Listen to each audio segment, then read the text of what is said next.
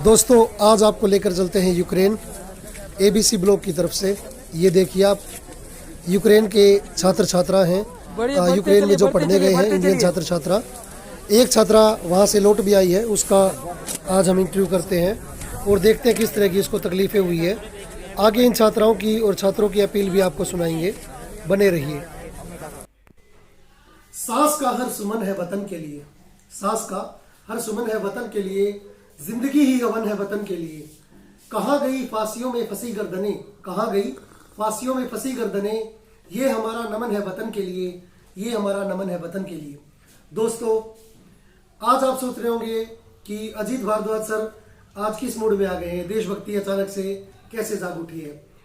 जैसा कि आपको पता है यूक्रेन और रशिया का झगड़ा चल रहा है।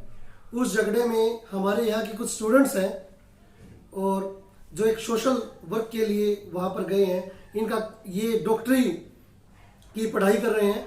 बहुत सारे बच्चे वहाँ पर डॉक्टरी करने जाते हैं, स्टूडेंट्स वहाँ पर डॉक्टरी करने जाते हैं।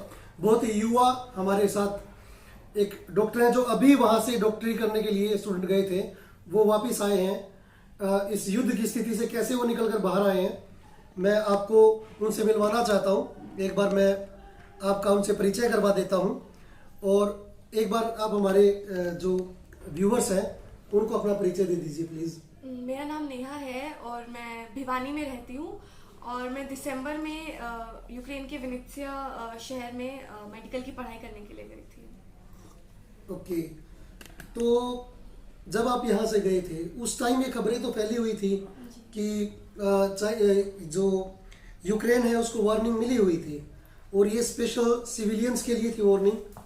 तो उसके बाद भी फिर आप लोग कैसे चले गए, आपको क्या दिमाग में आया? ये जो यूक्रेन और रशिया का जो भी मैटर है, इश्यूज हैं, वो काफ़ी लंबे टाइम से चलते आ रहे हैं। तो तब बहुत बार वार्निंग्स मिली हैं पर रशिया ने कभी कोई एक्शन नहीं लिया था, इसके अगेंस्ट कोई सीरियस एक्शन नहीं लिया था।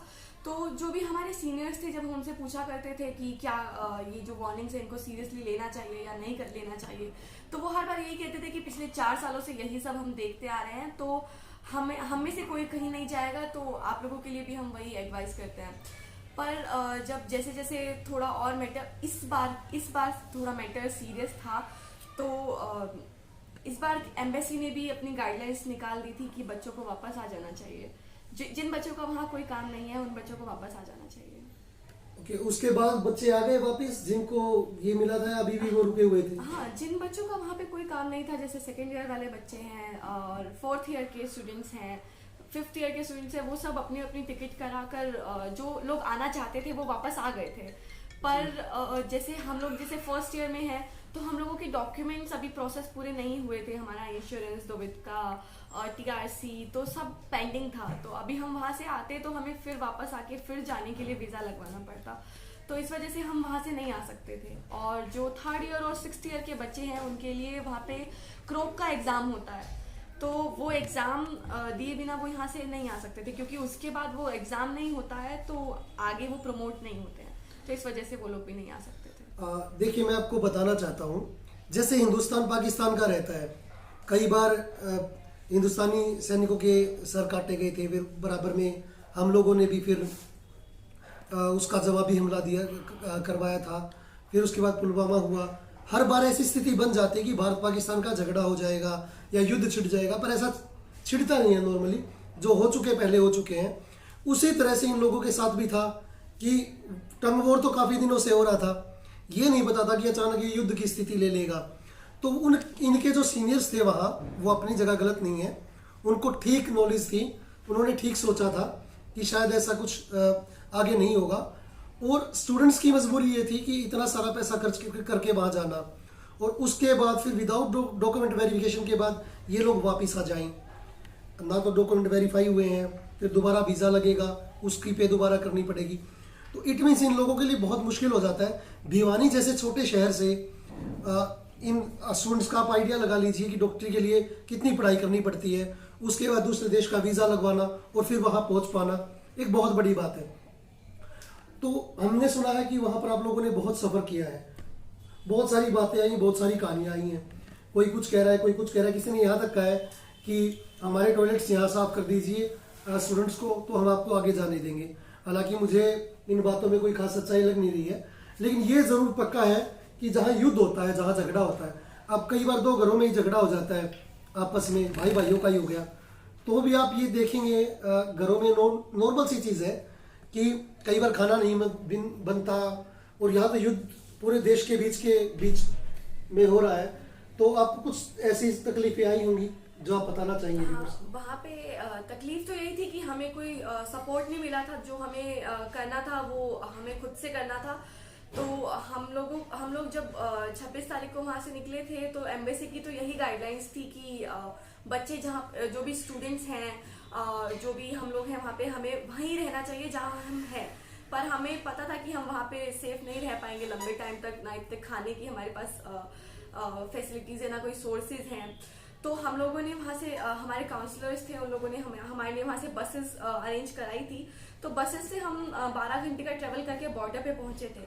तो वहाँ तक सब ठीक था, पर जब हम बॉर्डर पे पहुँचे तो वहाँ पे हमें कुछ दूर पैदल भी चलना पड़ा था, क्योंकि बस ने हमें बहुत ही ज़्यादा दूर छोड़ दिया था।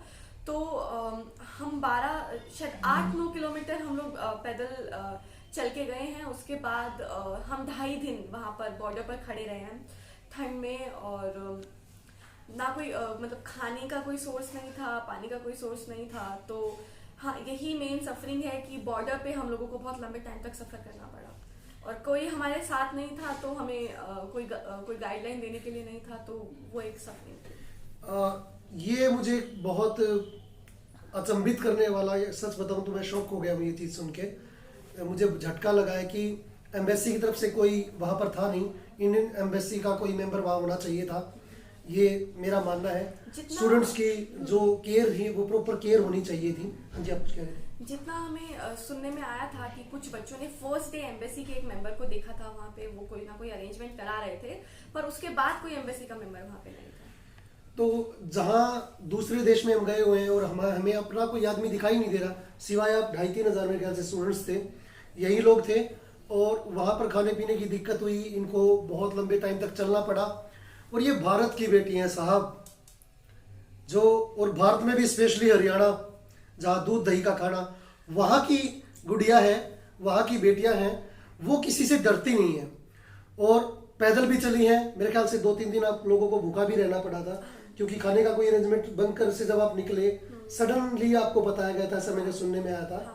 मेरी सर से बात हुई थी, उन्होंने बताया था। आधे घंटे पहले हमें इन्फॉर्म किया गया था कि बसेस आ रही हैं, वो आपको यहाँ से लेके जाएंगी। तो उस टाइम खाने का वहाँ कोई प्रबंध था नहीं, हम जिनके पास स्नैक्स थे, जो बने बनाया खाना होता है, पका हुआ खाना होता है, तो वो जिन लोगों के पास था वो सब ले गए थे। हम लोगों के पास इस तरह का कुछ था नहीं, तो हम लोग नहीं ले पाए। देखिए, है तो सीरियस मामला, पर उसमें आपको एक चीज़ बताता हूँ। मेरे साथ एक केसिंग है, अमित हमारा, उसको अगर आप 10 मिनट भी खाना ना दो ना, कुछ स्नैक्स खाने पीने की कोई चीज़, तो उसका मतलब इतना छोटा सा मुंह बन जाता है, हालांकि है पूरा हाथी जैसा, वो इतना सा मुंह बन जाता है।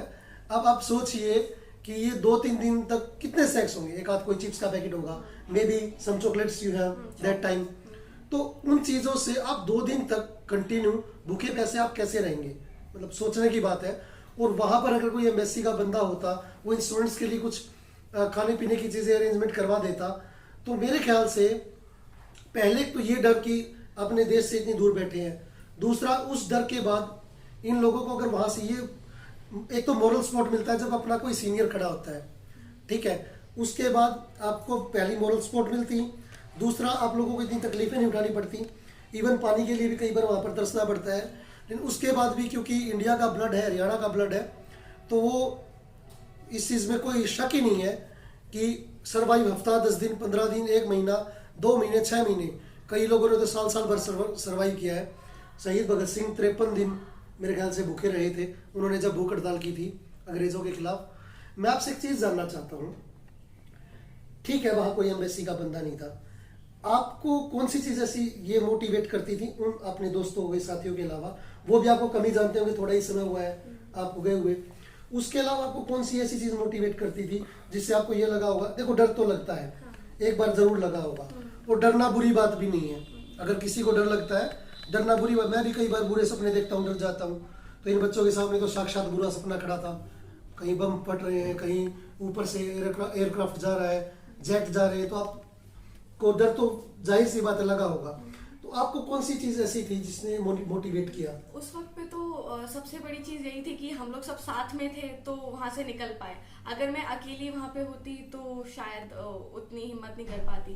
पर दूसरी चीज ये थी कि रेगुलर मैसेजेस आ रहे थे, फोन आ रहे थे कि मम्मी पापा यहाँ पे परेशान हैं, घर वाले परेशान हैं। तो वही चीज़ है कि अगर यहाँ से एक दिन और लेट होते हैं तो वहाँ पे भी टेंशन आती है। तो जितना जल्दी कोशिश की है वहाँ से निकल पाने की, तो एक यही चीज़ थी कि जितना जल्दी यहाँ से निकलेंगे उतना जल्दी अपने घर पहुँचेंगे तो घर वालों को भी थोड़ी शांति होगी, आराम मिलेगा, तसल्ली मिलेगी। तो बस मेन यही चीज़ थी। आपका इंस्पायरिंग पर्सन कौन है अपने घर में, जिसको आपको ये लगा होगा कि भाई, जैसे मेरे दादाजी थे मेरे इंस्पायरिंग पर्सन, तो जब भी मैं उनको देखता हूँ, मुझे कोई बुरा समय मेरे ऊपर आता है, मेरे भैया उनकी, वो मेरी मम्मी को बहुत ज़्यादा प्यार करते हैं। उनको कुछ बुरा लगता है या कभी ऐसी स्थिति आ जाती है कि रोना पड़ जाए तो मेरी माँ को याद करते हैं। आपके मन में ऐसा इंस्पायरिंग पर्सन कौन था जो आपको पूरा सपोर्ट कर रहा था? नहीं, मुझे जब याद आती थी तो पूरे परिवार की आती है। मैं हमेशा से साथ में ही रहती हूँ, जॉइंट फैमिली है मेरी, तो ऐसे कोई एक सभी बराबर। ये बहुत क्लेवर जवाब है, ठीक है ना? क्योंकि जब भैया बोलते हैं कि मैं मम्मी से प्यार करता हूँ तो पापा पिटाई करते हैं, ठीक है। मैं बोलता हूँ दादा से प्यार करता हूँ तो मम्मी पापा पिटाई करते हैं, ठीक है ना?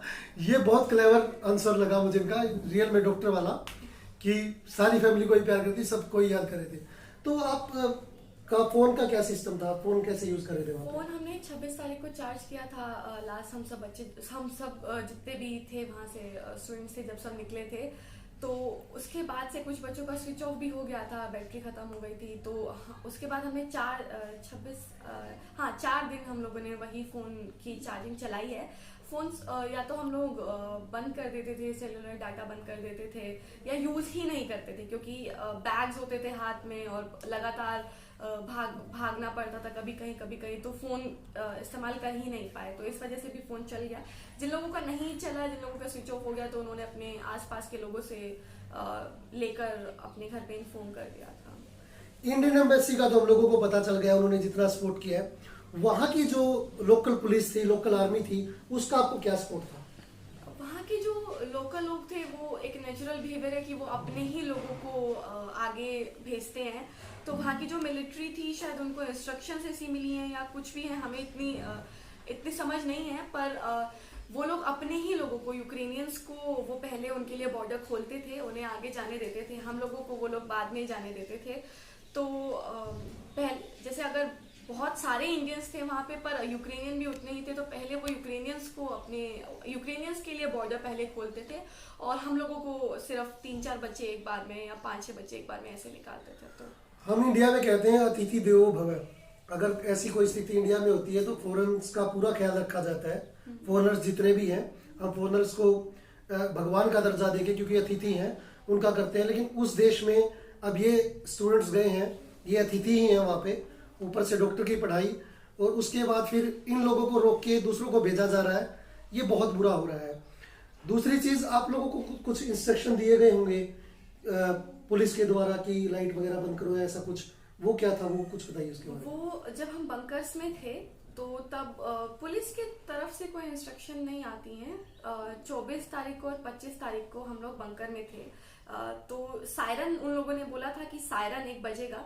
तो 2 तरह के सायरन बजते थे, एक 15 सेकंड बज के 15 सेकंड गैप पे दूसरा सायरन बजता था। तो वो सायरन का मतलब था कि कर्फ्यू लग गया है, आप जहाँ हैं वहां से जल्दी अपने घर पहुंचिए, या फिर आप कहीं अंदर हैं तो बाहर ना जाइए। और दूसरा सायरन बजता था, वो लॉन्ग बजता था। पहला सायरन, दूसरा सायरन, तीसरा सायरन। जैसे ही तीसरा सायरन बजे वैसे दूसरा सायरन का क्या था? पहले सायरन में यही था कि वार्निंग हमें मिलती थी, मतलब 3 सायरन बजते थे। दूसरे में ही बता रहे, दूसरे में ही 3 सायरन इकट्ठे बजते थे। पहला सायरन बजे, रेडी रहो। सेकंड सायरन, मतलब जैसे ही तीसरा सायरन बजता है, वो एक फाइनल वार्निंग है कि आप जहां भी हैं वहां से बंकर्स में चले जाएं, क्योंकि किसी भी तरह से एयर स्ट्राइक हो सकती है या कोई भी अटैक हो सकता है। तो जब भी तीसरा सायरन बजता था, हम लोग अपना जो भी बैग है वो रेडी रख के बंकर्स में चले जाते थे।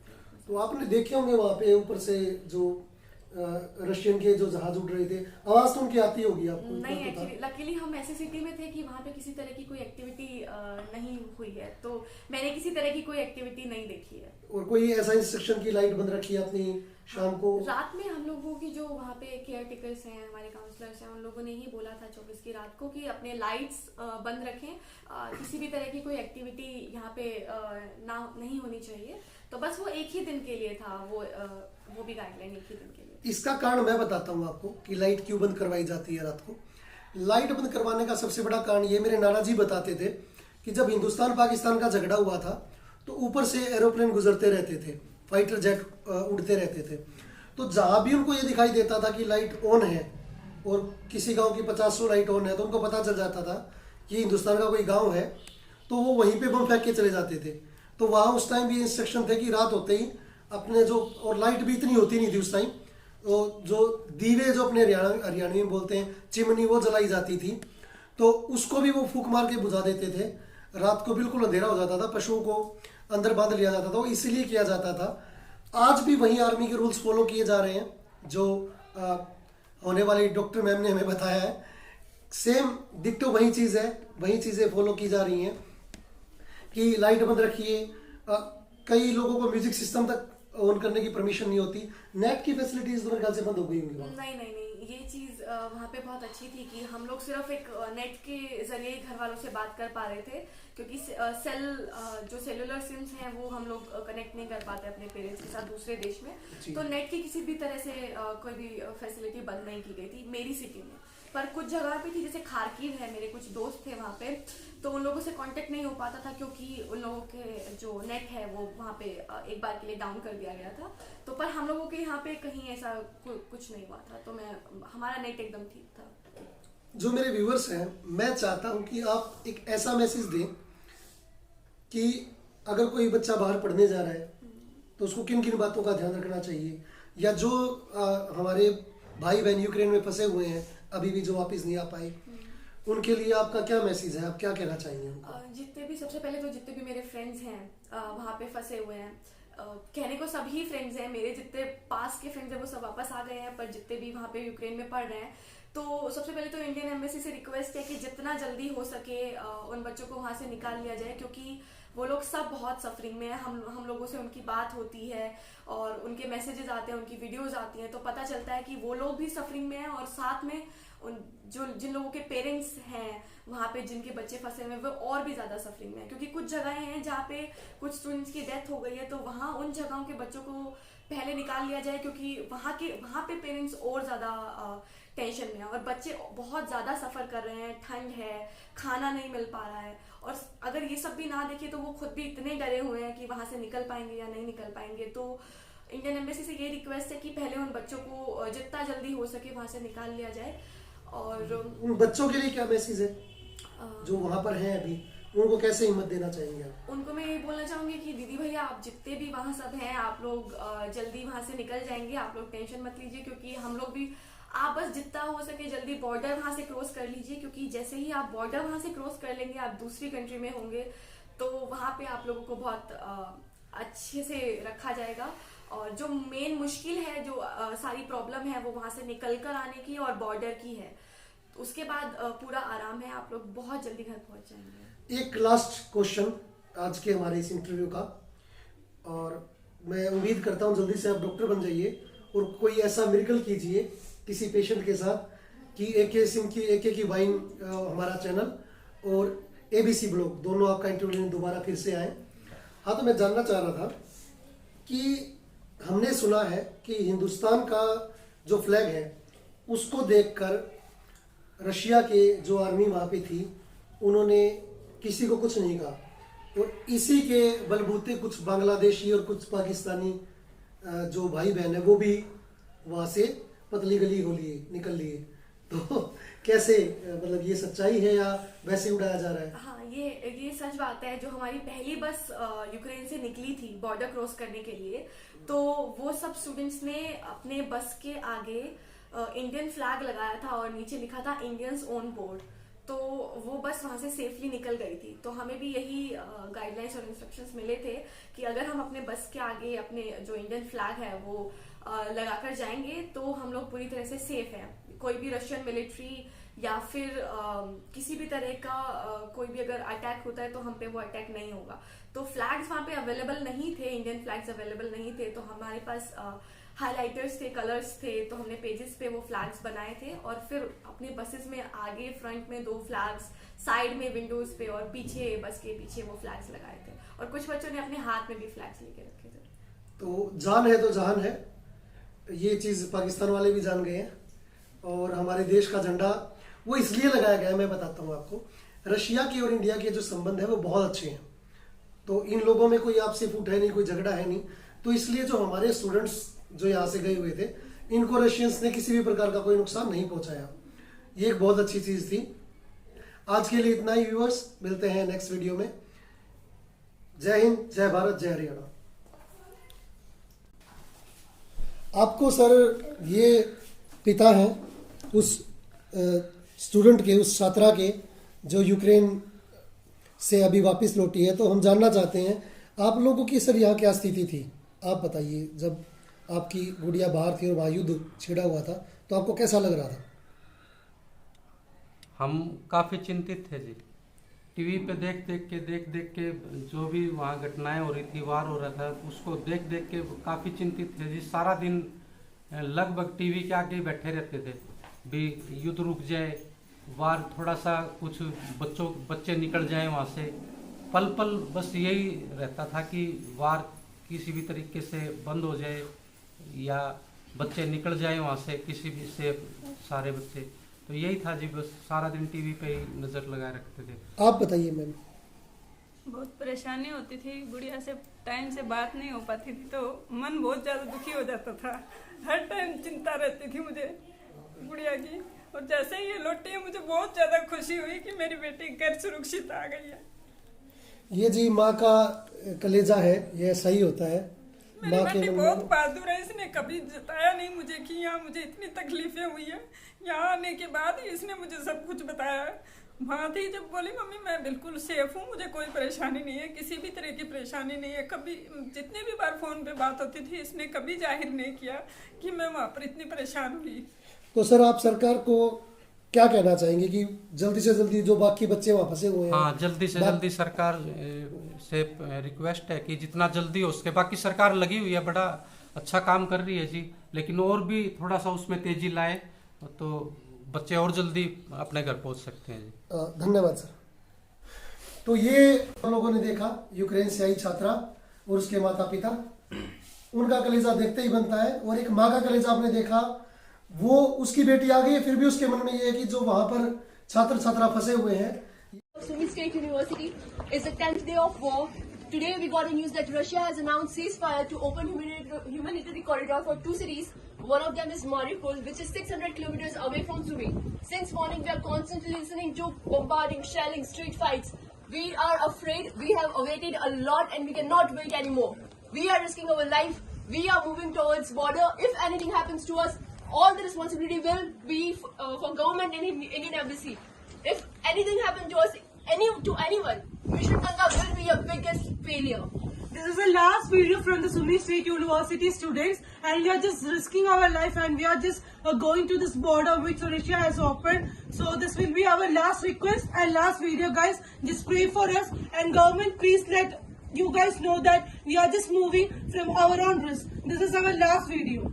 We need our government right now. Bharat Mata ki Jai! Bharat Mata ki Jai!